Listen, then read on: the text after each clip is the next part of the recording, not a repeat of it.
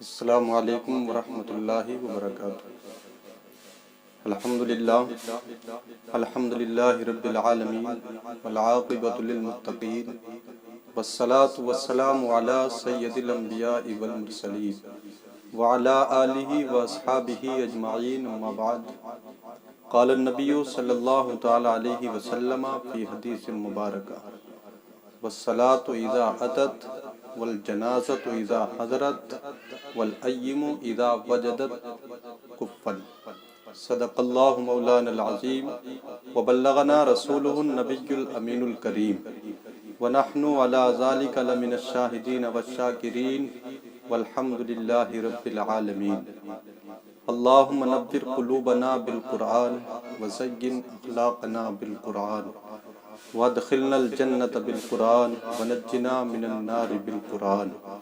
غوث اعظم بمنے بے سر و ساما مدد، قبلہ دین مدد، کعبہ ایما مدد، بگرداب بلا افتاد کشتی، مدد کن یا معین الدین چشتی۔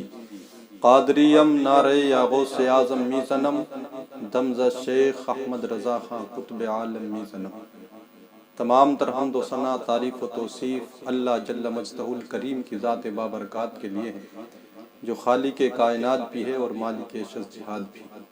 اللہ جل علا کی حمد و ثنا کے بعد نبی اکرم رسول محتشم معصوم آمنہ احمد مجتبیٰ محمد مصطفیٰ صلی اللہ تعالی علیہ وسلم کے حضور ناز میں اپنی ارادت و محبتوں کا خراج پیش کریں۔ اللہم صلی علی سیدنا و مولانا محمد معدن الجود والکرم، صلاۃ و سلام علیک یا رسول اللہ۔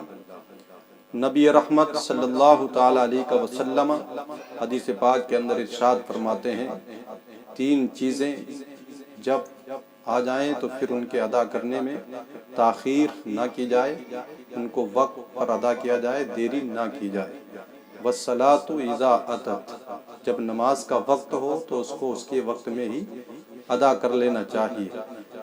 دوسری چیز ارشاد فرمائی، والجنازۃ اذا حضرت، اور جنازہ جب حاضر ہو تو پھر اس کو اسی وقت پڑھا جائے، اس کے پڑھنے میں دیر نہ کی جائے۔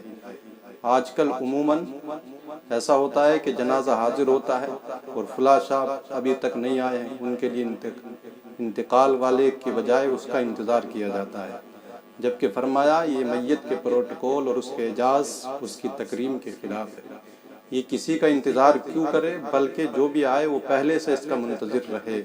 تو کہا والصلاۃ اذا اتت والجنازۃ اذا حضرت، جب نماز کا وقت ہو تو وقت پر ادا کی جائے، اور جب جنازہ حاضر ہو تو پھر اس کے ادا کرنے میں تاخیر نہ کی جائے۔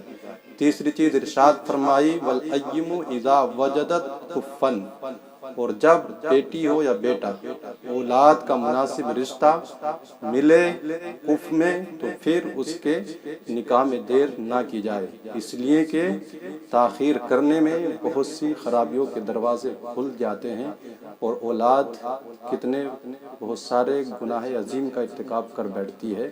اس سب کی ذمہ داری والدین ہی کے سر جاتی ہے۔ تو کہا ان تین چیزوں میں کبھی بھی دیر نہ کی جائے۔